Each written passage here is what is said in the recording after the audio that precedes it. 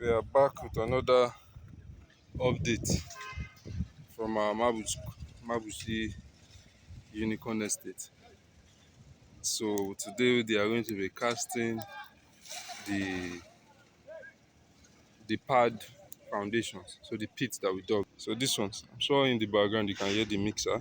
So this one, so we've dug the pit, the pad foundations. We've dug the depth, placed the reinforcement according to design specification, so for the basket and also for the columns. So currently we are doing the mixing for the concrete that will be poured into the foundation. Just for young engineers out there, because I know while I was in school they used to tell us concrete mix of 136, 124, 112. But when you're in practice, you quickly find out that those things are more of guidelines. Because, for example, the 124, to achieve it on site will be very difficult because the coarse aggregate, that's the stones, the granite, becomes too much for the workers to work with. So, I would advise that for each, so when you are trying to explore your own, you conduct like a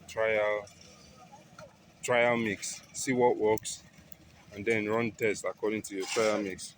And if you're able to achieve the concrete um, strength specified by the structural engineer, then you can use that mix. Currently, this is what's going on. They are doing the mixing, and then the mix from here,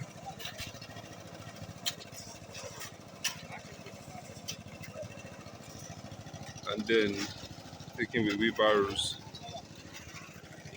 and then dumped into the pit.